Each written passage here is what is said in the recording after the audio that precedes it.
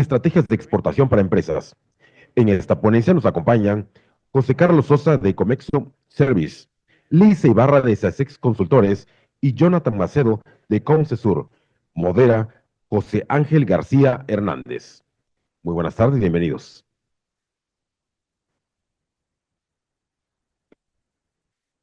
Listo. Muy buenas tardes a todos. Pues bueno, muchísimas gracias por continuar en este panel. La realidad es de que ha sido muy nutrido las conferencias que hemos tenido anteriormente. Y para finalizar, vamos a llevar a cabo esta último panel de Oaxaca al mundo, estrategias de exportación para empresas oaxaqueñas. En este panel a los principales aliados de la Secretaría de Desarrollo Económico del Estado de Oaxaca en materia de comercio exterior, con quienes también igual se han estado llevando a cabo pues algunas capacitaciones de manera continua, en las cuales hemos estado trabajando algunos webinars, algunos eventos presenciales. Y pues bueno, me voy a permitir presentar la semblanza de los ponentes que nos acompañan para poder llevar a cabo esta breve plática. Nos acompaña José Carlos Sosa, es licenciado en Relaciones Internacionales y maestro en Comercio y Logística Internacional. Cuenta con más de 10 años de experiencia en la docencia universitaria. Actualmente es fundador y CEO de Comexo Service, así como cofundador y socio de OCA Tax Latinoamérica y del Fondo Interamericano para la Cultura y las Artes. Con una sólida trayectoria como asesor y gestor en comercio internacional, el licenciado Sosa se ha destacado además como especialista en la industria mezcalera. También nos acompaña Lisa Ibarra Casillas, quien es licenciada en aduanas y profesional asociado en comercio exterior por la Universidad de Colima y maestra en fiscal por la Universidad La Salle, Oaxaca.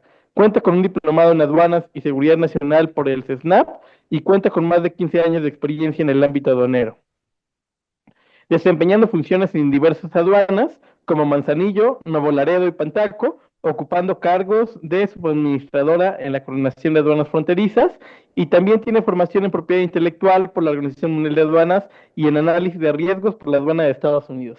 Catedrática en la Universidad de Anáhuac, Oaxaca, y URCE, actualmente es socio fundador de CIASEX Consultores, una empresa oaxaqueña que ofrece servicios de asesoría en comercio exterior y logística. Por último, nos acompaña también Jonathan Macedo, consultor en internacionalización de empresas y comercio internacional, con 15 años de experiencia en áreas de consultoría empresarial, empresas de servicios, capacitación y educación, y también ha impartido cátedra a nivel licenciatura y posgrado en las mejores universidades de México.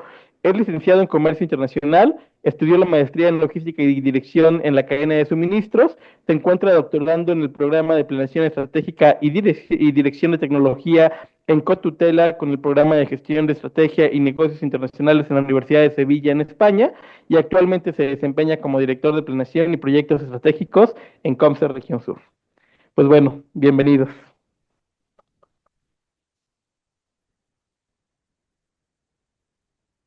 Perfecto, al igual que los paneles anteriores, buscaremos hacer este panel bastante dinámico. Vamos a avanzar rápidamente para poder ya concluir este programa como estaba previsto. Y pues bueno, iniciaremos con una pregunta dirigida a Lisa, en la cual, Lisa, nos gustaría que nos compartieras un poco sobre, desde la perspectiva y tu experiencia, cuáles son los principales errores que cometen las empresas a la hora de buscar la exportación y cómo podemos evitarlas.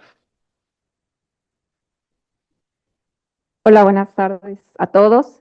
Gracias por quedarse en este último panel. Yo estoy segura y agradecemos la invitación de Comcesur, que va a ser muy fructífero. Abordando la pregunta, errores. Primero, yo creo que tenemos que quitarnos el paradigma, y ya lo han dicho a lo largo de estas sesiones, de que exportar es difícil, ¿no? De que exportar es muy complicado. Si bien, digo, al principio, como cualquier proyecto que todos emprendamos, al principio puede sonar un poquito complicado, ¿no? Pero, y aquí viene el primer error, el no estar informados. La falta de conocimiento de todo lo que involucra el proceso de exportación, ese es nuestro primer error. No saber ante qué nos vamos a enfrentar al momento de llevar a cabo un producto al extranjero. Y para eso están este tipo de foros que nos permiten precisamente ampliar ese conocimiento y saber qué errores o qué situaciones o tips que ya nos dieron en conferencias anteriores que tenemos que abordar, ¿no? Entonces, la falta de conocimiento, ese es un primer error. El segundo, no estar preparados. Ya lo han comentado también aquí a lo largo de las sesiones. No estar preparados en cuanto a qué, en cuanto a requisitos que va de cumplir mi producto. ¿Qué pasa si el día de hoy, yo creo que les hago este planteamiento, ¿no? Si el día de hoy se presenta un posible comprador y dice, me quiero llevar tu producto, ¿estaríamos listos para que ese proceso se pueda llevar a cabo en este momento? Entonces, muy seguramente algunos de ustedes decir, bueno, me falta un poquito, ¿no? Estoy a medias, y otros seguramente ni siquiera han visto que por dónde tengo que empezar, ¿no? Ese ABC por dónde tenemos que empezar. Entonces, desde ahí tenemos que estar preparados, porque ojo, como bien lo saben, ya lo han planteado, ¿no? Una exportación en una operación de comercio exterior involucra a dos países, ¿no? El que exporta, en este caso México, y el país o el mercado al que va a destino. Cada país tiene su normativa, al igual que México. Cada país tiene sus propias regulaciones.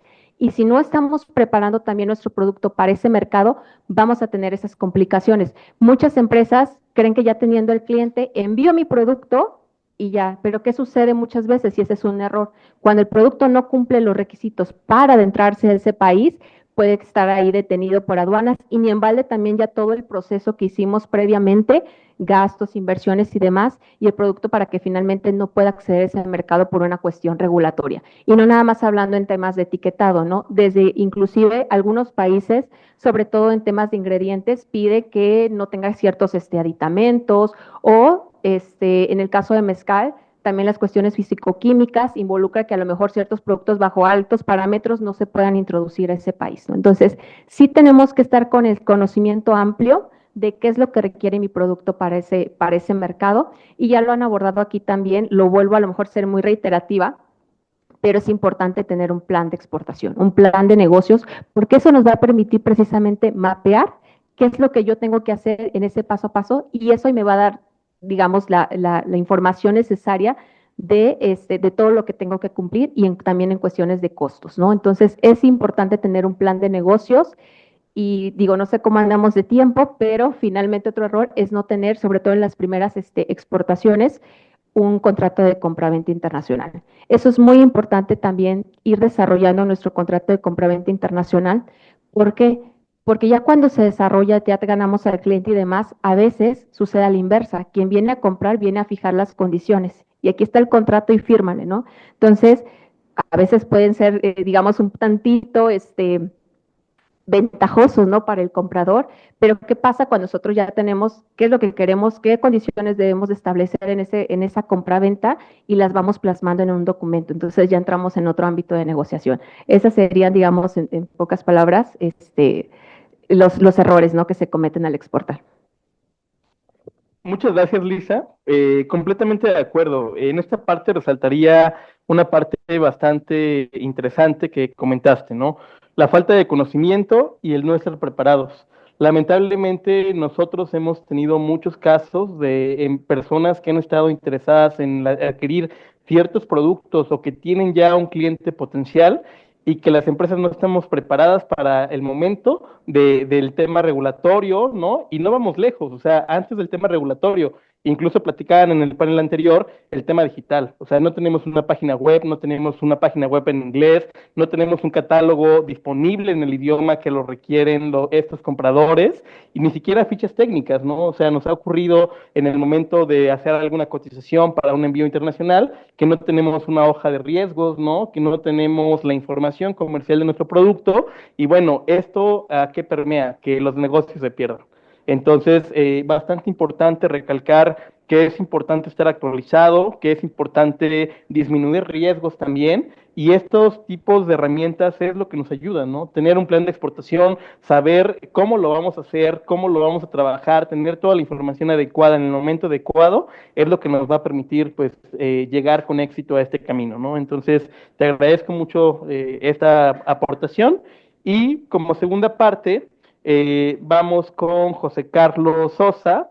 En este caso, José Carlos, nos gustaría que nos compartieras desde tu experiencia y en la parte de lo que has vivido, pues bueno, ¿cuáles son los casos más comunes que te ha tocado visualizar en temas de detención de mercancía en la parte del despacho aduanero?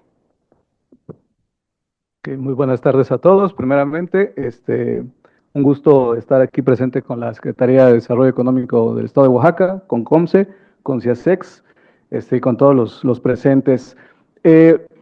Casos específicos de detención de mercancía, puedo generalizar en esto, ¿no? ¿Por qué se detienen las mercancías en la aduana? Hay N cantidad de razones, pero las principales siempre van a ser el cumplimiento de los requisitos, muy a tono con la respuesta que daba hace un momento Lisa. Efectivamente, cuando no cumplen los requisitos, ya sea para la exportación o para la importación, esa es la principal razón por la que te van a detener en la aduana. Casos, podemos mencionar muchos, pero voy a poner un ejemplo. ¿Cuántos de ustedes no han comprado en línea? Amazon, Alibaba, Alipay, AliExpress, lo que ustedes gusten y manden, y de repente los contactan y les dicen, es que no, es que tu mercancía la detuvo la aduana. Desde una prenda, desde un objeto, desde una mercancía, imagínense cuando son volúmenes grandes. ¿Cuál es el principal requisito que tendremos a no cumplir, sobre todo cuando hacemos importaciones? No estar inscritos en un padrón de importadores, ¿no? Si no estoy inscrito en un padrón de importadores, simplemente mi mercancía no va a pasar, al menos no va a pasar a nombre mío, ¿sale? Ahora, dependiendo del tipo de mercancía, voy a requerir un padrón específico para este tipo de actividades o para este tipo de mercancías. Volteemos un poquito la tortilla, igual al revés, sobre todo aquí, y digo, para Oaxaca tiende a ser muy reiterativo el tema del mezcal, pero precisamente es el tema del mezcal porque es uno de los productos que tiene que cumplir un mayor número de requisitos para poder salir de México. Ya no digamos llegar con un comprador internacional, simplemente salir de México. Hemos tenido casos que hemos nosotros apoyado a liberar, en donde la mercancía llega a la aduana, pero no hay un padrón de exportadores, o sea, no hay un exportador formal. O luego resulta, ¿no?, que quien dice yo soy el que está exportando, pues no es el que está cumpliendo la norma oficial mexicana 070. Entonces, aquí empezamos a ver que el principal problema que tenemos, que va muy aunado al tema de la información y el conocimiento, es que no cumplimos los requisitos. Esa es la principal razón por la que nos detienen la mercancía. Declarar incorrectamente la mercancía es hasta un problema menor. ¿Qué implica esto? Si yo declaro mi mercancía que tenía que pagar el 15% como una mercancía que tenía que pagar el 10%, lo peor que me va a pasar es que me multen y que tenga yo que pagar más dinero. Eso lo puedo resolver si tengo buenas finanzas el mismo día en el que me llega la notificación.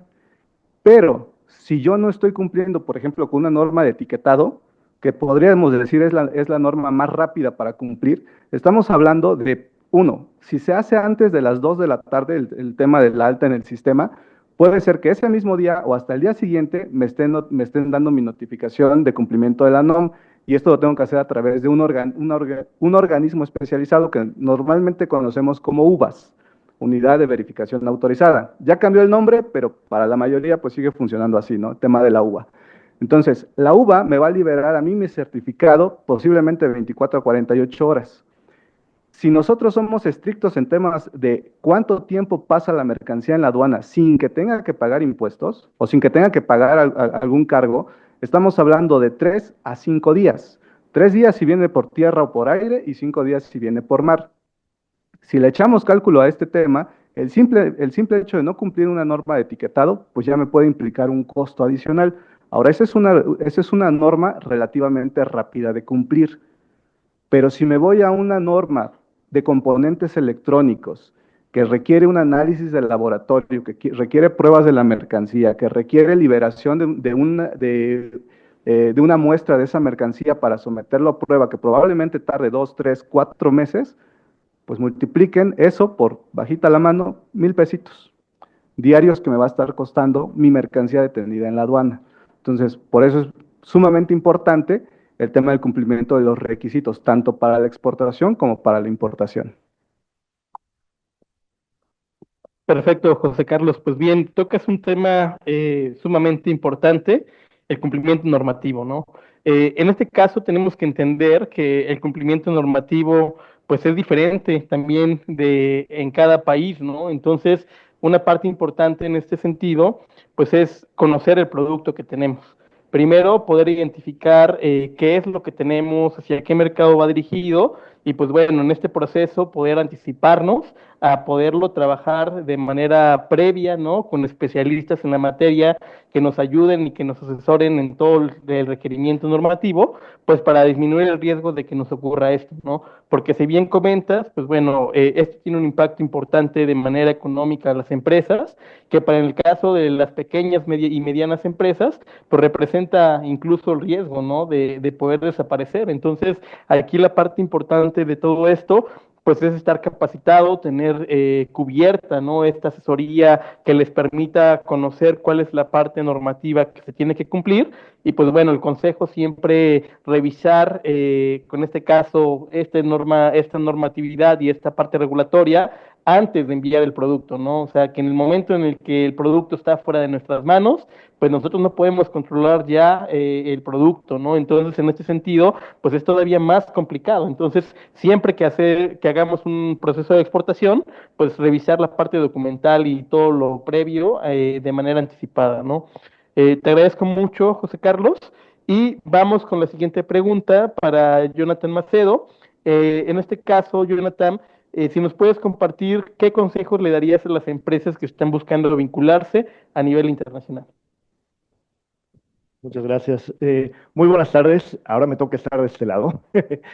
Antes que nada, es un gusto conocer también a los miembros del panel, agradecerle mucho también a la Secretaría de Desarrollo Económico por la invitación y justo la importancia de este tipo de foros que une esta famosa tetrahélice de lo que es el gobierno, empresa, academia, algo que también creo que nos une a los tres panelistas es que también venimos de la parte académica y se los quiero comentar precisamente por eso. Veo muchas caras precisamente de estudiantes que están interesados en este tema de empresarios y retomar este tema que incluso terminando hace un momento Alberto me decía, esto es un tema de carrera larga, es decir, algo que nos pasa mucho como consejo es que las empresas nos tocan la puerta y lo ven muy fácil, incluso nos ha pasado que participan en ferias internacionales, regresan y nos dicen, oye, ya tengo un contrato, quiero llevar, y cuando comenzamos a ver, nos damos cuenta que no tienen estructura jurídica, que desconocen justamente la parte regulatoria, que es sumamente importante.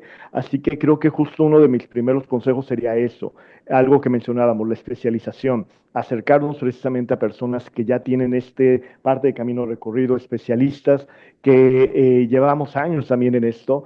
Y ayer justamente platicando con nuestro presidente, el maestro Antar, recordé un libro que es uno de mis libros favoritos que se llama Outliers, que es la historia del éxito, y habla de la regla de las 10.000 horas. Y se las quiero comentar por algo que es importante. Este autor lo que habla es que una persona se vuelve especialista después de 10.000 horas de ensayo práctica. Y eso es clave, creo que desarrollar en el pensamiento empresarial, porque a veces, y pasa mucho creo que también con los jóvenes empresarios, se piensa que un empresario se hace rico de la noche a la mañana o que ya abres una empresa y vas a ser exitoso, y la realidad es que no, muchos de los casos de éxito que hoy escucharon, si les preguntan a los empresarios se van a dar cuenta que son historias de 10, 15, 20 o más años que los ha llevado a estar a donde están ahora. Y creo que algo que yo les recomendaría sería eso. Si tienen esa visión en verdad de emprender y hacer negocios, comiencen ya, porque la curva de experiencia va a llevar tiempo y acérquense precisamente a especialistas que podrían ayudarlos en esto, porque sí, muchas veces se pueden dar oportunidades de mercado, pero no sabemos aprovecharlas de la manera adecuada. Y yendo más allá de la parte regulatoria, que obviamente es clave y lo he vivido y experimentado en carne propia de este desconocimiento a veces regulatorio y aduanal, creo que una parte fundamental en las empresas es fortalecer obviamente la estructura, ¿vale? Es decir, desde la estructura legal, hacer un buen plan financiero. Tenemos, obviamente, las pymes forman parte del 80% de la economía de nuestro país y gran parte de esas empresas son familiares y por desgracia no existen gobiernos corporativos o no hay planes de sucesión y se los comparto porque lo hemos vivido. Hay productos muy buenos, empresas muy buenas, pero que no tienen estructura y para salir al extranjero, creo que algo que ustedes deben de tener muy claro en su mente es que forma parte de un proyecto, de un pensamiento estratégico a largo plazo. Estamos hablando que si ustedes quieren comenzar a incursionar en el extranjero, pues deben de visualizarse en 5, 10, 15, 20 años, que es probablemente lo que les costaría posicionarse de manera exitosa, obviamente el acercarse a especialistas les va a recortar mucho esa curva de aprendizaje, porque lo decíamos, más de 10, 15 años en esto nos ayuda a tener una visión un poco más clara de decirles, esto te puede funcionar, vete a la derecha, vete a la izquierda, intenta nuevos mercados, pon más atención en la parte regulatoria, pero creo que esas serían mis recomendaciones. Más allá a veces de pensar afuera, creo que vale la pena detenernos y ver si dentro de la empresa tenemos ya la estructura para poder salir al extranjero, porque por desgracia el mayor número de fracasos que hay en las empresas es precisamente darse cuenta que, pues, y lo mencionaron hace un momento en un panel, que decían, bueno, no vamos a repetir lo que siempre nos han dicho de ten tu página web y demás, pero créanme, nos pasa. Muchas empresas que ya quieren estar afuera no tienen ni siquiera esas herramientas básicas. Estuvimos hace unas semanas con la Cámara de Dubái y lo veíamos. O sea, la realidad es que ellos ni siquiera voltean a ver una empresa si no tiene una página web, si no tiene redes sociales, porque para ellos es una empresa que pues es inexistente, ¿vale? Así que yo retomaría eso. A veces creo que hace falta regresar a la base, y si tenemos una base sólida, creo que la salida al extranjero va a ser mucho más sencilla. Muchas gracias. Perfecto, Jonathan. Pues sin duda, este tipo de comentarios nos nutre, ¿no? En el sentido de poder recortar esta curva de aprendizaje que bien comenta Jonathan. La realidad es de que acercarte siempre y poder tener esta vinculación con personas que tienen un camino avanzado en esta área, pues siempre va a disminuir, primero, pues el tiempo, ¿no? Que es sumamente fundamental en este desarrollo.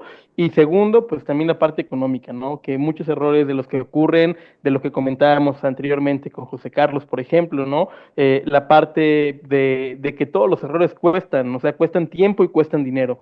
Entonces, la invitación, pues bueno, es esta parte, prepararse, fortalecer la estructura, ¿no? Una parte fundamental, o sea, que si nosotros inventamos una base sólida desde el inicio o posterior, antes de iniciar en el proceso de internacionalización, pues seguramente que tendremos un mayor caso de éxito, ¿no? Entonces, te agradezco ese comentario, Jonathan, y regresamos con Lisa. Lisa, ¿puedes compartirnos, en este caso, cuáles son los documentos esenciales que las empresas oaxaqueñas deben de reunir antes de iniciar un proceso de exportación? Bueno, antes de iniciar un proceso de exportación, ¿qué es lo que debe tener una empresa? De entrada, o persona física, ¿no? Si quieren exportar, ser formales, ¿no? Porque muchas veces digo, si bien exportar es sacar producto de un país, ¿no? Y se puedan hacer a través de empresas de mensajería y paquetería, aquí ellas toman el control de todo el envío. Pero cuando ya estamos hablando de exportaciones ya más formales o a un volumen más alto, forzosamente sí tenemos que estar dados de alta en el SAT. Por ahí partimos, ¿no? O sea, si una empresa no está registrada como contribuyente, de entrada, por algo muy sencillo, no va a poder facturar, no va a poder generar esa factura de exportación, que en el caso de las exportaciones tiene una particularidad especial, ¿no? Que tiene que añadirse un complemento. Eso de entrada, ¿no? La parte formal. Hay ciertos productos, ya lo han mencionado, ¿no? Hay ciertos productos que para salir también de México requieren estar inscritos en un padrón sectorial. No todos, aquí sí hay que ser muy recalcar, no todos los productos a la exportación requieren estar dados de alta en un padrón de exportadores. Por poner un ejemplo, sí las bebidas alcohólicas, aquí en el caso del mezcal, sí pega mucho esa parte, se tiene que tener un padrón de exportadores sectorial.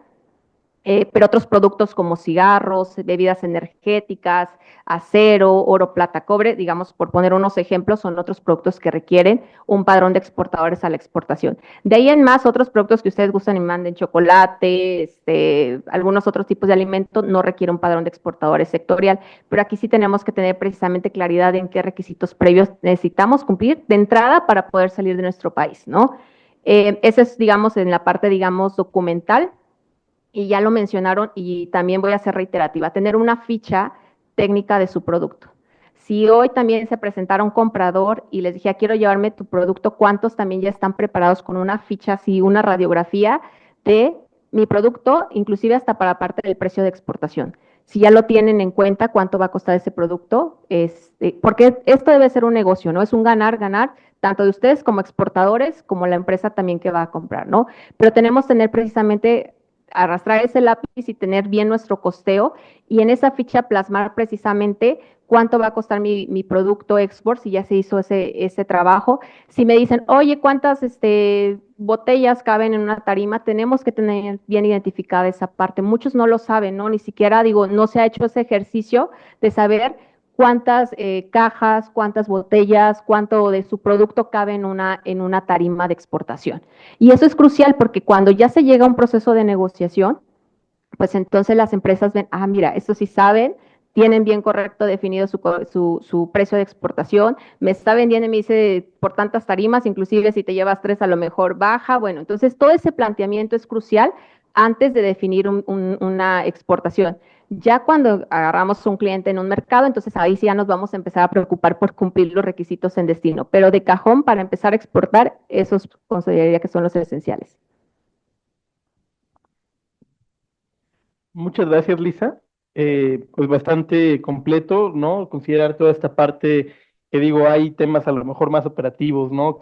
O técnicos que podríamos trabajar en esta parte documental, pero bueno, comenzar con esta parte básica, ¿no? O sea, poder tener una ficha técnica, pues a lo mejor si ustedes no tienen una ficha técnica, pues buscar algún producto, ¿no? Hoy en día hay muchas fichas técnicas que podemos encontrar o un formato que puedan adecuar de acuerdo a su producto, pero cumplir esta parte inicial, ¿no? O sea, la parte básica, ¿no? O sea, qué es nuestro producto, de qué está compuesto, cómo está elaborado, cómo lo empacamos, ¿no? Cómo lo vendemos, si es por unidades, si es por litros, si es a granel, o sea, toda esa parte va a ser importante, pues principalmente para poder determinar la fracción arancelaria correcta y poder identificar toda esta parte regulatoria de manera adecuada, ¿no? La parte fiscal, creo que es una parte sumamente importante en donde siempre hay muchas dudas, ¿no? Muchas personas no saben o no conocen, o incluso hay contadores que no tienen esta percepción de comercio exterior, ¿no? Nos ha pasado, pues, en casos anteriores, pues que el contador no tiene experiencia en generar una factura con complemento de comercio exterior y eso genera problemáticas posterior a eso, ¿no? Entonces, pues también asegurarnos que esta parte fiscal pues esté cubierta de manera adecuada, ¿no? Y pues bueno, podríamos hablar un poco más a detalle, digo, seguramente que tendremos más capacitaciones para poderlo abundar, pero te agradezco mucho la aportación. José Carlos, regresamos contigo. En esta parte nos gustaría que nos compartieras cómo las empresas productoras de mezcal pueden aprovechar el comercio internacional para disminuir costos de producción. Claro, bueno, yo creo que hay muchas empresas mezcaleras presentes aquí y yo socializaría la pregunta con ustedes. ¿Cómo le harían para reducir sus costos de producción aprovechando el comercio internacional? No solamente es un tema de la venta, normalmente nos han enseñado o la experiencia de la mayoría es, prefiero vender al exterior porque voy a vender por lo menos un pallet, en el menor de los casos 576 botellas, que son modelo bordalesa, las que le caben a un pallet, que si las vendo aquí en México probablemente esas 576 me lleven el año completo. Y está bien, pero ahora volteemos un poquito el escenario. ¿Qué podría hacer yo, productor de mezcal, o más bien comercializador de mezcal, porque productor nos vamos a quedar en la unidad de producción, ¿sale? ¿Qué podría hacer yo como comercializador de mezcal para reducir los costos? Mis compras tienen que ser más volumétricas, ¿no? Esto no implica el hecho de que estemos en contra de las compras pequeñas, las compras de oportunidad o las compras de emergencia. Pero tienen que ser eso, tienen que ser compras de emergencia, no tienen que ser las compras por cada vez que yo voy a producir mis 3, 4 cajas, pues voy a ir a comprar 3, 4 cajas. No, tenemos que tener ya una perspectiva más amplia de mayor capacidad de producción y aprovechar realmente nuestras líneas de producción. Una línea de producción, por muy sencilla que sea, de esas que pueden comprar en Amazon, que se pueden montar en esta mesa, una línea de envasado, perdón, tiene la capacidad de rellenar por lo menos, al día 400 botellitas. Si yo estoy llenando 10 botellas al día, pues estoy subutilizando esa capacidad de producción, o de envasado en este caso. Compras, ¿qué es lo que puedo yo comprar en el extranjero que puede reducir costos para traerlo en México?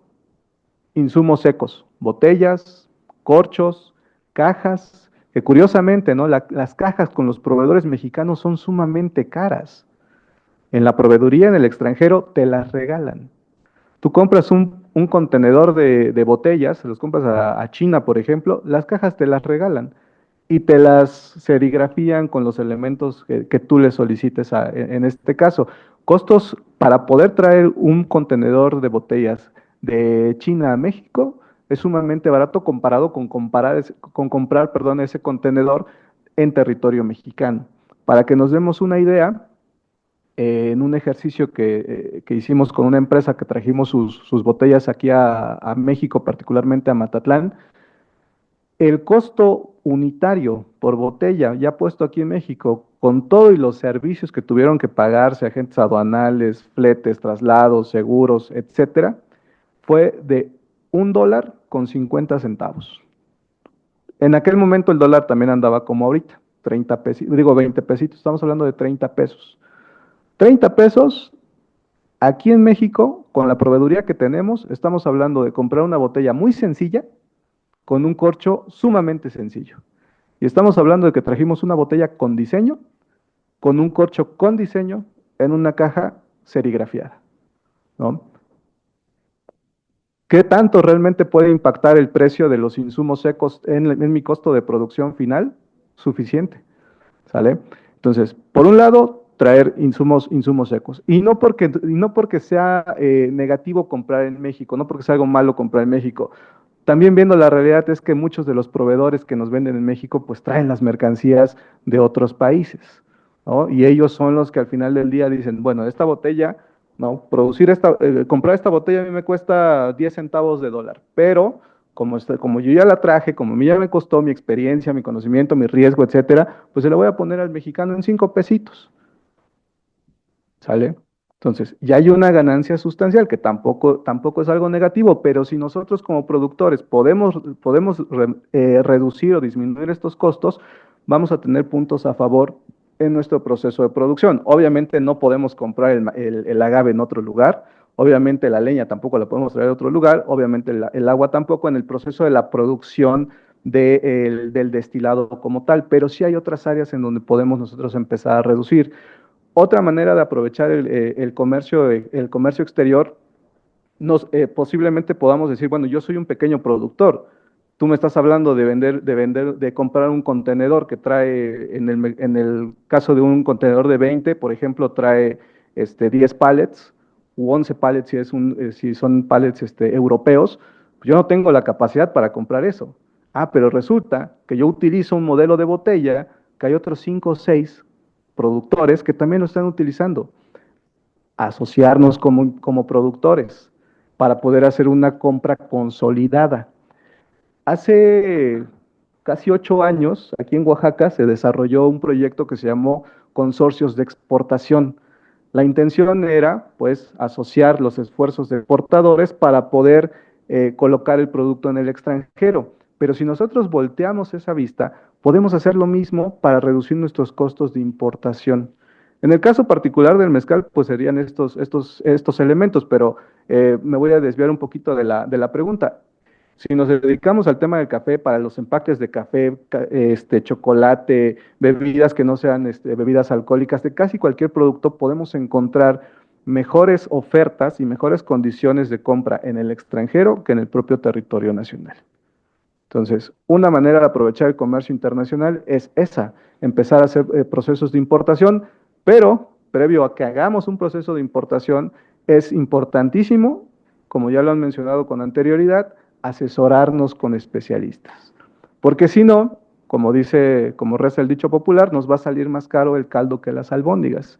Oiga, es que en un congreso, en un foro de comercio exterior, me dijeron que la mejor manera de reducir mis costos era trayendo la mercancía del extranjero. Y pues me aventuré porque me sobraban ahí 200,000 pesos en la bolsa y compré.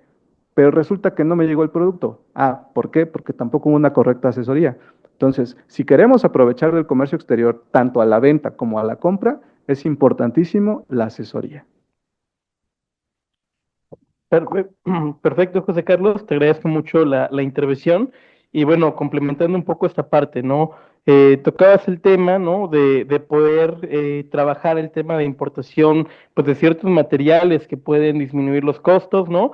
La parte de los volúmenes, que sin duda también es una parte interesante, pero bueno, un ejemplo muy claro, que es un ejemplo real, ¿no? De estos consolidados que dices. Por ejemplo, en el estado de Puebla, el Chignahuapan tiene un consorcio donde importan el vidrio que utilizan para la creación de esferas a través de varios productores que necesitan esa materia prima, ¿no? Es una parte de organización muy interesante, ¿no? Donde sí se requiere pues cierta planeación, donde se requiere cierta administración, donde trabajar ya un modelo de administración más abierta, ¿no? Donde podamos tener cuentas claras, pero bueno, al final la organización puede desempeñar una función importante en el tema de reducción de costos, ¿no? Otra parte adicional que también creo que podríamos sumar en esta parte es que muchas veces también se desconocen los programas de fomento del comercio exterior que pueden hacer uso las empresas también y que, bueno, que lamentablemente pues muchas veces no son bien, bueno, más bien no han sido explotados como deberían de ser, ¿no? No vamos lejos, aquí en Oaxaca hay una sola empresa que tiene programa IMEX, ¿no? En este caso, ¿para qué lo utilizan? Para traer botellas. Entonces, en esta sintonía, pues bueno, el hecho de poder reducir los costos, ¿no? De importación de los productos a través de la disminución de aranceles o de ciertos beneficios que tienen un impacto económico, pues también son importantes, ¿no? Entonces, aquí la invitación, pues sería también igual poder conocer un poco más de estos programas también igual que tenemos, que si bien pues tienen una parte normativa también, que también tenemos ciertos cumplimientos que cubrir y que bien representan también un trabajo administrativo adicional a todo lo que ya tenemos, pero bueno, también representa una oportunidad, ¿no? Entonces, te agradezco, José Carlos, y vamos a continuar con Jonathan Macedo. Jonathan, ¿puedes compartirnos qué es lo que tiene que hacer una empresa local para establecer alianzas estratégicas con distribuidores internacionales? Muchas gracias, Ángel. Creo que es una gran pregunta y seguramente es una de las razones por la cual muchos empresarios están aquí, porque creo que es una pregunta recurrente siempre nosotros que estamos en esta área que nos hacen. Y quiero ser muy puntual, creo que en esos puntos. Creo que algo fundamental siempre va a ser algo que hemos comentado también en paneles anteriores, el participar precisamente en ferias comerciales, emisiones comerciales, creo que es la puerta número uno precisamente para poder lograr esta proveeduría internacional. En un momento seguramente vamos a platicar un poco más de este punto. Creo que también algo que a veces olvidamos es precisamente el colaborar con embajadas, con consulados, que ellos obviamente también son aliados estratégicos. Justo hace unas semanas estuvimos ahí en la embajada con Estados Unidos, con el secretario, y esto es algo que nos abre la puerta precisamente para ver qué productores, qué productos existen en esos mercados, pero también retomar justo lo que ahorita platicaban mis colegas. Creo que una parte fundamental es tener una idea clara y me gusta mucho que hoy ha salido mucho ese tema de los consorcios de exportación, porque es un tema en realidad de mucho tiempo. De hecho, quien lo llevó a la mesa es Nicola Minervini, que es un italiano, que es un consultor muy reconocido. Él, de hecho, fue uno de mis asesores en la tesis doctoral y que creo que es una parte clave, el generar sinergias, el colaborar precisamente entre las mismas empresas. La Escuela de Negocios en Harvard, Michael Porter, habla mucho de la competencia, cooperar para competir, y creo que es algo que a veces perdemos de vista como empresarios. Pensamos que esto es una guerra y que todos nos tenemos que pegar para posicionarnos, cuando no, la teoría y el mercado ahora nos habla que tenemos que cooperar, y justamente creo que algo clave es hacer precisamente esa sinergia con los empresarios para disminuir el costo precisamente de la proveeduría internacional, porque hay algo que es clave. Sí, esto cuesta dinero, ¿vale? Por eso hace un momento mencionaba la importancia de tener un plan financiero, porque es cierto, y lo comentaba ahorita Carlos, ¿verdad? Perdón, Carlos, pues tú puedes tener la idea de comprar un producto porque tienes el capital, pero probablemente vistes que necesitas cierto permiso, la logística, cometes errores. Y yo siempre lo he dicho, en esta área, y muchos de ustedes que están estudiando se van a dar cuenta, nosotros nos hacemos ricos en un Excel. O sea, con una exportación ya resolviste tu vida. Nosotros que ya llevamos tiempo en eso sabemos que no, porque hay errores, hay cosas que todavía no conoces, cosas que pueden cambiar en el entorno, y creo que la parte principal sería esa, que hagan sinergia y busquen precisamente esa forma de cómo llegar precisamente a esos proveedores internacionales, que creo que sería uno de los caminos idóneos y obviamente participar en este tipo de eventos para permitirles a ustedes acercarse precisamente a instituciones justamente como el COMSE, que nuestra misión es precisamente eso, abrirle las puertas precisamente a las oportunidades comerciales que tenemos con nuestros socios internacionales. Así que creo que esos serían los puntos clave. ¿Sí? Bien, muchísimas gracias, Jonathan. Por tema de tiempo vamos a avanzar un poco más rápido. Y bueno, regresaría contigo, Lisa. ¿De qué forma los tratados de libre comercio benefician a las empresas mexicanas y cómo pueden aprovecharlo las empresas oaxaqueñas? Bueno, primero, hablar de tratados de libre comercio, pues para quienes todavía no tengan como en contexto, ¿no? ¿Qué es un tratado de libre comercio? Pues es un acuerdo que firman dos o más países, ¿no? Son acuerdos comerciales que les permite poder hacer esa transacción de bienes y servicios bajo ciertas preferencias, bajo ciertas condiciones comerciales mucho mejores, ¿no? Entonces, teniendo esa particularidad, pues, ¿cuál es el beneficio, ¿no? de las exportaciones de los productos mexicanos y sobre todo de empresas oaxaqueñas, que nos permite acceder a esos mercados con los cuales México tiene celebrados tratados de libre comercio con un arancel preferencial o inclusive con un arancel cero, ¿no? México es uno de los países que también tiene celebrados más tratados, de los países que tienen más tratados de libre comercio a nivel mundial. Tenemos 14 tratados de libre comercio, más 9 acuerdos de complementación económica, digamos, para que se den una idea del alcance que tenemos en el temas comerciales. Faltan otros, hay ciertas pláticas, hay otros retos, se quedó ahí un tema con China ahí pendiente y demás, pero ¿qué nos permiten los tratados de libre comercio? Que nuestro producto, en pocas palabras, que nuestro producto pueda llegar a ese mercado con un arancel preferencial de importación. Entonces, ¿qué es lo que viene esto? ¿En qué se traduce, digamos? En que ese producto, precisamente cuando llegue a ese país, al no pagar ese impuesto de importación, pues puede volverse más competitivo también en cuestiones de precio. Entonces, ¿qué tenemos que visualizar como exportadores? A ver, ¿cuáles son esos tratados de libre comercio? Digamos, el principal que tenemos es con el TEMEC, con América del Norte, pero también tenemos con algunos países de Centroamérica, de Sudamérica, con la Unión Europea, está el TTP, entonces sí tenemos varios tratados de libre comercio y visualizar esos países porque eso nos van a ofrecer una ventaja competitiva. Ahorita, de cierta manera, podemos estar todavía en un proceso de incertidumbre porque viene una negociación del TEMEC en el 2026, pero pues como muchos de ustedes saben, pues hubo cambio de presidente en Estados Unidos y pues se amenaza, ¿no? Y es muy notable ahorita que se está amenazando con un posible arancel a las importaciones mexicanas del 25%, nos perjudicaría, obviamente va en contra del tratado, nos perjudicaría y para eso es qué mejor ejemplo de la relevancia que tiene un tratado de libre comercio en cuanto a los productos, ¿no? Qué mejor relevancia que esto que está sucediendo con Estados Unidos para darnos cuenta de la importancia de tener un tratado que nos permita acceder a esos mercados de manera, digamos, más fácil, ¿no? Más sencilla, sobre todo en cuestiones de barreras arancelarias. Perfecto, Lisa, muchísimas gracias. Pues bueno, regresamos con Carlos. ¿Cómo puede una empresa pequeña o mediana simplificar los procesos aduaneros para reducir tiempos y costos? Claro, con gusto. Hay dos caminos que se pueden tomar. El camino corto y que tiene que ver mucho con este tema de competencia, ¿no? Esta cooperación para poder participar. Eh, Hay muchas empresas que ya cumplen con todos los requisitos para poder llevar producto a Estados Unidos, particularmente en el tema del mezcal, tienen FDA, tienen TTB, si van, por ejemplo, para California, ya tienen el ABC, tienen obviamente su padrón de exportadores, están certificados en la NOM 070, ¿no? Y son una excelente plataforma en la que si nos asociamos de manera correcta a través de un licenciamiento de uso de marca, podemos llevar nuestros productos a través de estas plataformas a los territorios, particularmente vamos a pensar en Estados Unidos, ¿no?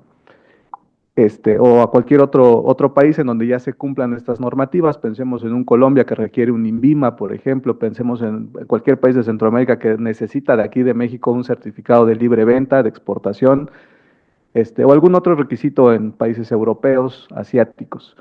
Cuando nosotros aprovechamos la experiencia y la plataforma técnica que ya tiene una empresa, podemos nosotros llegar de una manera mucho más sencilla, sin tener que recurrir a tanto papeleo o a un proceso tan extenso. Del otro lado, si lo queremos hacer por nuestras propias vías, lo primero y fundamental que tenemos que hacer antes de pretender poner nuestro pallet, nuestra botella en la aduana, es cumplir todos los requisitos. Norma oficial mexicana, certificado de exportación, porque esto, y aquí no debemos de confundir, digo yo sé que ustedes como especialistas en el tema del mezcal, comerciales, productores, pues lo saben perfectamente. Pero una cosa es el certificado de exportación que me emite mi organismo regulador y una cosa muy diferente es mi certificado de origen que me emite una Secretaría de Economía o que yo puedo rellenar, si en el caso así lo amerita, cuando es uno blando, como el que tenemos en el marco de Temec, ¿no? Para poder pasar la mercancía. Porque a veces, como el nombre suena relativamente similar, certificado de exportación, certificado de origen, lo tendemos a confundir y nos vamos, sí, con un documento emitido por un organismo regulador, pero cuando hacemos el cruce de las mercancías nos cobran los impuestos, ¿no? Oiga, pero ¿por qué los impuestos no están calculados como yo lo tenía? Ah, pues porque no presentaste un certificado de origen que te da un beneficio arancelario en el marco de un tratado de libre comercio, ¿no? Entonces, esta parte es importante. Y volvemos a lo mismo que decía yo en la primera intervención. Tenemos que cumplir esos requisitos antes de, porque va a ser muy difícil certificarme en la NOM 070 cuando yo ya tengo mi producto ahí metido en la aduana.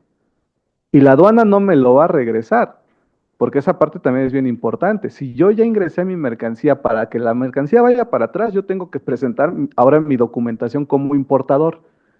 Esto nos ha pasado, no con mezcal, bueno, sí nos ha pasado con mezcal, pero el caso más reciente nos pasó con un productor de textiles de aquí de Oaxaca. Mandó su producto a Estados Unidos, le regresaron el producto por un tema externo a las cuestiones aduanales allá, pero cuando regresa a México le estaban pidiendo padrón de importadores del sector textil, porque al ser un textil entra dentro de la categoría de los productos que requieren un padrón de importadores específico. Si, Al momento de no cumplirlo, simplemente pues no puede recuperar la mercancía, porque para la aduana esto pues ya es un proceso de importación. Entonces, ¿cómo reducimos costos o cómo reducimos tiempos en procesos? De esas dos maneras. Cualquiera de las dos vías nos lleva a la misma meta, tener toda la documentación completa antes de acercarnos a la aduana, ¿no? Todo lo que va a implicar un packing list o una lista de empaque, todo lo que va a implicar un bill of lading si es que voy a hacer una exportación vía marítima, porque yo no puedo llegar a la aduana y esperar pues como si fuera el autobús, ¿no? A ver qué barco está libre. No, tengo que preparar el espacio a través de un apartado de booking. ¿Qué es eso? Pues básicamente como si mi mercancía tuviera un asiento dentro de la embarcación. Y esos bookings tienen fechas de vigencia. Si yo no llego a tiempo a la presentación de mi mercancía físicamente hablando, me van a rolar el booking. ¿Qué es eso? Me van a pasar a otra fecha. El problema es que esa otra fecha puede para mí implicar costos. Entonces, por un lado, debemos de cumplir todo el tema de los requisitos de manera previa y por el otro lado debemos de ser bastante organizados. Y en ese punto, a mí sí me gustaría recalcar mucho, digo, yo sé que voy a patear muchas espinillas con esto, pero los mexicanos en general tendemos a ser todo menos organizados, tendemos a ser todo menos puntuales. No tienen una idea la cantidad de veces que hemos enfrentado situaciones de costos que estaban no planeados por el simple hecho de que el transportista, o sea, ni siquiera el productor, ni siquiera el exportador, el transportista llegó tarde a recoger la mercancía. Y ese retraso en la recolección de la mercancía implicó que llegara tarde a formarse a la aduana, cuando no está tomada la aduana, claro está, ¿no? O se cae el sistema, ¿no? Entonces, ese tipo de situaciones van a afectar porque las embarcaciones salen a tiempo, los aviones salen a tiempo. O sea, ellos no se van a esperar, es que pobrecito oaxaqueño está haciendo su primera exportación, vamos a esperarlo. No, no lo van a hacer y no lo hacen y los costos tienden a ser muy elevados en este tipo de situaciones. Entonces, para que nosotros nos ahorremos tiempos, dinero y muchos dolores de cabeza, cumplimos los requisitos documentales y cumplimos los requisitos operativos, que es estar a tiempo con toda la documentación para hacer nuestro despacho de exportación. Muchas gracias, Carlos. Y sí, efectivamente, muchos de los costos o sobrecostos que tenemos, pues es por una mala planeación, muchas de las ocasiones, ¿no? Entonces, hacer eso, esta parte estructurada de manera anticipada, planear, tener un de trabajo, ¿no? Tener esta asesoría de manera adecuada, pues va a disminuir el riesgo de que tengamos sobrecostos, ¿no? Al tema de logística, ¿no? O sea, también, o sea, el simple hecho de que en muchas ocasiones no conocemos los procesos en las aduanas, ¿no? O sea, un embarque un día viernes, ¿no? Y que sale y llega a la aduana y que ya no tienes movilidad para el fin de semana, ¿no? Y si tú hubieras hecho tan solo el cambio de en lugar de haber salido un viernes, haber salido un lunes, o sea, cambia, ¿no? Entonces, todos esos aspectos son importantes a considerar y bueno, pues trabajar mucho sobre eso. Gracias y regresamos con Jonathan. Una última pregunta para Jonathan. ¿Cuáles son las mejores prácticas para poder seleccionar proveedores internacionales que minimicen riesgos y costos? Muchas gracias. Creo que esa pregunta es también bastante importante en esta área y considero que uno de los puntos clave también era, y aunado a lo que hemos comentado hasta ahora del tema de cooperar. Uno de los principales problemas que tenemos en la selección de proveedores internacionales es precisamente este tema de la validación. Creo que es sumamente importante que ustedes como empresarios recuerden este tema de conocer en verdad a la empresa, hacer una visita in sitio o precisamente tener una alianza con algún socio comercial en ese país para poder validar a los proveedores, porque creo que hemos hablado de las cosas como positivas que hay en la operación, pero lo mencionábamos, en realidad hay muchas historias a veces de terror en esta área, en el cual, por ejemplo, en Asia se da mucho también, por desgracia, con los chinos, que te pueden mandar muestras de un producto y tú haces tus pruebas y es lo mejor que puede haber y por costos es la llave de éxito, pero cuando te lo mandan, tú ya compraste tu contenedor, te llega y es un material completamente diferente, ¿no? Y aunque vas y buscas a la empresa, pues la empresa nunca existió. O sea que yo creo que algo que te va a reducir costos y riesgos siempre va a ser el que valides precisamente al proveedor internacional. Lo hemos mencionado mucho y no es comercial, pero es cierto y creo que también todos los estudiantes que están aquí es parte de que vean de qué es su área. Se están formando en una área en el cual los empresarios necesitan asesoría. Aprovechen a sus profesores, aprovechen esos espacios en donde vienen precisamente especialistas ya con mucha experiencia, porque es cierto, el empresario en general necesita asesoría, necesita guías, salen muchas preguntas en esto y ustedes deben de tener una respuesta clara de qué pasos hay que seguir, pero de manera general y para no tomar mucho tiempo, yo creo que sería eso. Algo que reduce muchos riesgos en la proveeduría internacional es que sepan validar o si no que tengan socios comerciales. Nosotros lo hacemos así cuando tenemos operaciones en China y nos ayuda mucho que nuestro socio comercial en China nos valida la empresa, nos manda fotos, ven el proceso productivo, ven incluso todo el tema de envase, empaque, embalaje, que a veces se piensa que eso es nada, pero en operación ya en tráfico te puede generar también muchos dolores de cabeza y el conocimiento técnico. Ahorita mencionábamos el tema de las ferias internacionales, pero incluso el saber justamente el clasificar una muestra que llevas a una feria internacional, se va a capítulo 98 porque es operación especial, aplicación de regla octava, que para nosotros es algo un poco más común, pero para muchas personas es un tema completamente pues desconocido, pero es precisamente invitarlos a esto y felicitarlos por darse ese tiempo, porque también sabemos que muchos de ustedes están en operación, pero el venir precisamente a este tipo de foros, a compartir también su experiencia, a escuchar ya la voz de la experiencia también en este camino, creo que es sumamente importante. Así que, como lo mencionamos hace un momento, esto no se hace de la noche a la mañana, creo que van por un muy buen camino y acérquense precisamente a especialistas como tienen en este momento para poder apoyarlos, ¿vale? Muchas gracias, Jonathan. Y bueno, para ir cerrando ya esta parte, rápidamente, Lisa, ¿cómo pueden las empresas oaxaqueñas optimizar las cadenas de suministro para garantizar tiempos de entrega competitivos en mercados internacionales? Pues yo lo resumiría cómo podemos optimizar los tiempos planificando. Hemos hablado mucho del tema de la planificación, pero es crucial. Si no sabemos, digo, independientemente que digamos, pues yo tengo ya una empresa de logística que se encarga de todo el proceso y yo me desentiendo, si no sabemos precisamente, o sea, desde dónde sale nuestro producto, e ir trazando ese caminito, no nos vamos a dar cuenta también dónde se está atorando, ¿están de acuerdo? Entonces, tenemos que tener bien claro, a ver, esa trazabilidad de, a ver, sale de mi almacén, va a llegar a tal aduana, ¿no? Más o menos el tiempo que tarda en ese proceso de despacho, que digamos en promedio son bueno, si es de exportación aproximadamente 2, 3 días, pero eso nos va a permitir precisamente ver y tener esa trazabilidad y ver dónde se nos está atorando el proceso, ¿no? Y eso precisamente, esta planificación nos va a permitir que en lo subsecuente, pues tratamos de remediar estos aspectos, ¿no? O estas diferencias o acortar estos tiempos. Eso en cuanto a optimización de tiempos, yo también sugiero generalmente que siempre se tenga un solo punto de contacto en la parte logística. Yo sé que de repente por optimizar a veces costos, pues estamos hablando, imagínense, o sea, para que un producto llegue a otro país, estamos hablando que intervienen varios actores para que se lleve a cabo ese proceso de exportación, ¿no?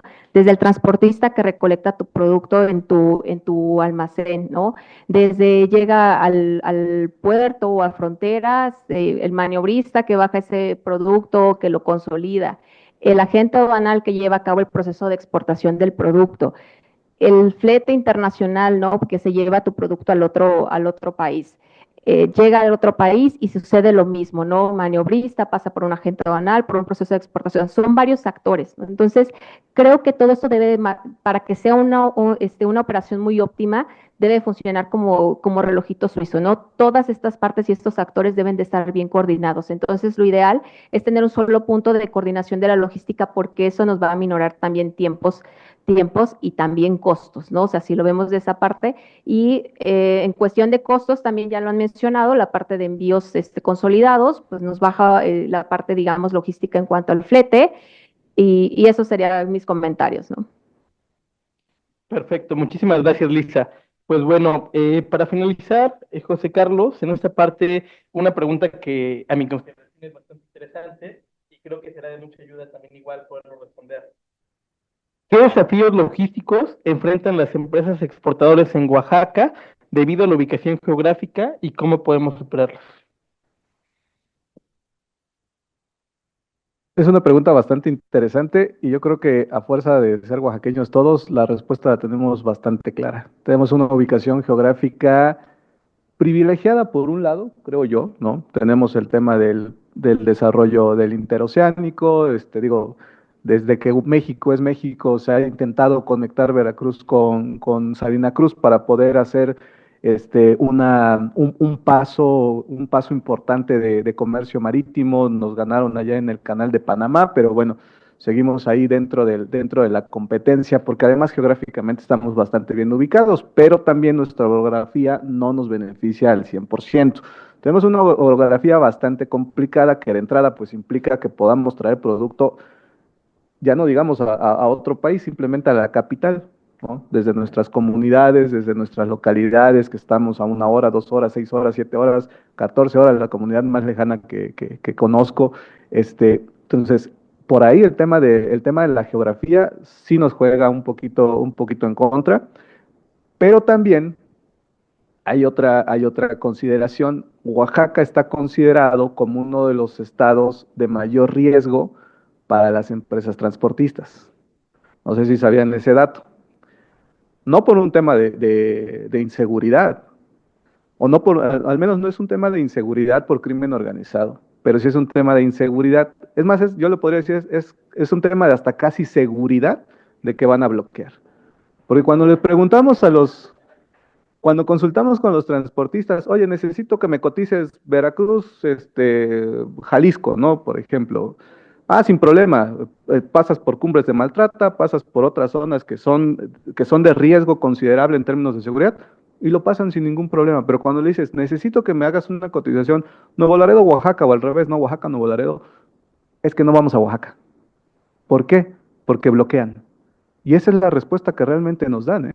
Entonces, en temas de logística, el tema de poder tener operadores transportistas aquí en el estado de Oaxaca, pues los primeros que tenemos que echar mano necesariamente son de los que tenemos aquí, pues propiamente eso, ¿no? A la mano. Tampoco vamos a ser comerciales, pero hay varias empresas transportistas oaxaqueñas, y hay una empresa a la que sí me gustaría hacerle promoción, porque es una empresa oaxaqueña que tiene flota propia y que se ubica en San Pablo Huixtepec, ¿no? Del cual nuestro amigo el ingeniero Daniel es su representante. Eh, Vuelvo a lo mismo, ahí terminando, por favor, se acercan con el ingeniero, pero es bien importante esta parte, ¿por qué? Porque ellos tienen flota propia y eso significa que disminuye los costos y los tiempos para las operaciones de exportación desde el estado de Oaxaca. Y eso estoy seguro, porque y por eso se voltearon a verlo, normalmente no lo conocemos. Estamos muy acostumbrados a que nuestros operadores, así como quienes nos vienen a asesorar en comercio exterior, pues sean de todos lados menos de Oaxaca, o estén en todos lados menos en Oaxaca, ¿no? Afortunadamente, podemos decir que ya vemos más empresas oaxaqueñas o más empresas en Oaxaca que nos dedicamos al comercio exterior, ya sea en términos operativos o en términos de asesoría. Como dijera el meme, cuando yo llegué aquí todo esto era todavía monte. Hace más de 5 años que nosotros nos dedicamos a esto. Afortunadamente, cada vez vemos más empresas que se están ubicando en Oaxaca y que aquí hay varios profesionistas ya que en su momento fui docente de ellos y no me van a dejar mentir cuando les decía, en 10 años Oaxaca va a empezar realmente a despertar en el comercio exterior. Y eso sí se los dije hace casi 10 años. Y Oaxaca está despertando en el comercio exterior. En el gobierno pasado se hizo un ejercicio para hacer el puerto de Salina Cruz un puerto de movimiento mercantil y no solamente de términos de petróleo, porque eso es principalmente lo que mueve, hidrocarburos. El gran problema fue otra vez la geografía oaxaqueña. Un camión de Manzanillo a Oaxaca hacía incluso menos horas que una embarcación que llegaba a Manzanillo, descargaba, subía una barcaza y hacía cabotaje a Salina Cruz y luego de ahí volvía a subir por tierra a la capital.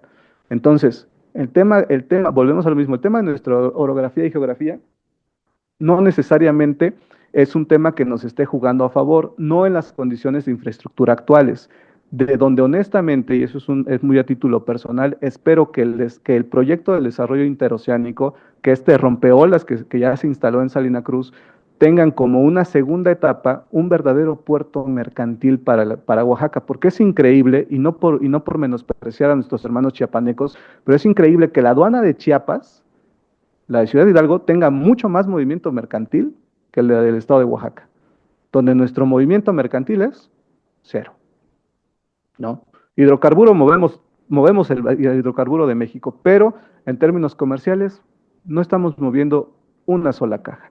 Entonces, esa parte es bien importante y yo creo que atendiendo el tema de la infraestructura y atendiendo también un tema de condición social en el estado de Oaxaca, podemos hacernos más competitivos en términos logísticos y hacernos más competitivos en términos de operatividad.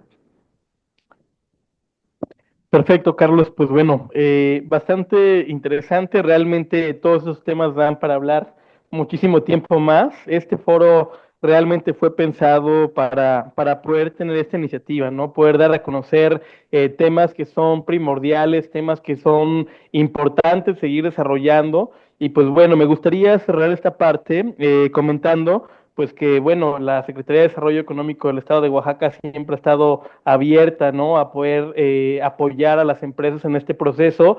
Y en este sentido, pues bueno, reconocemos también, pues que no están solos, ¿no? Que realmente organismos como el nuestro, ¿no? A nombre del Consejo Empresarial de Comercio Exterior, en este caso, también igual de los aliados que también igual nos acompañan, pero realmente estamos en esta sinergia de querer sumar y de querer apoyar a poder crear este desarrollo, que es un desarrollo compartido y un desarrollo que impacta de manera regional, ¿no?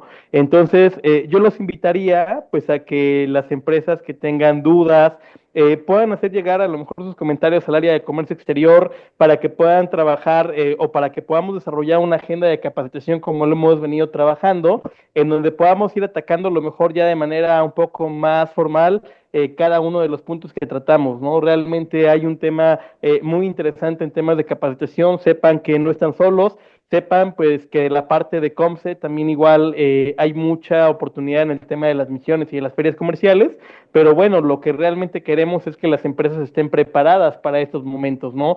Que al momento de que tengamos un comprador, que al momento de que tengamos algún interesado, pues que no perdamos esos negocios por no estar preparados, ¿no? Entonces, los felicito por haber estado el día de hoy con nosotros, que se hayan dado el tiempo de poder acompañarnos este breve tiempo para poder escuchar un poco de esta parte de lo que es el comercio exterior. Y pues bueno, agradecer profundamente a la Secretaría de Desarrollo Económico del Estado de Oaxaca por la invitación y sobre todo pues por la organización de todo ahora sí que este espacio y agradecer a cada uno de ustedes también igual por el tiempo. Gracias.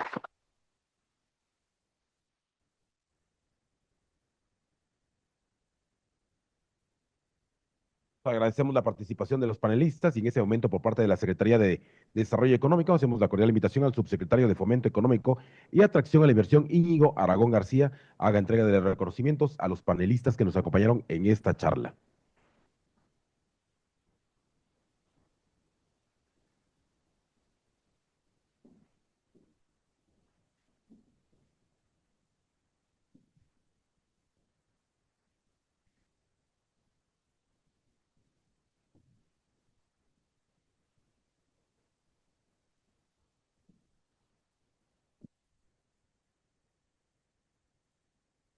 A continuación pedimos muy respetuosamente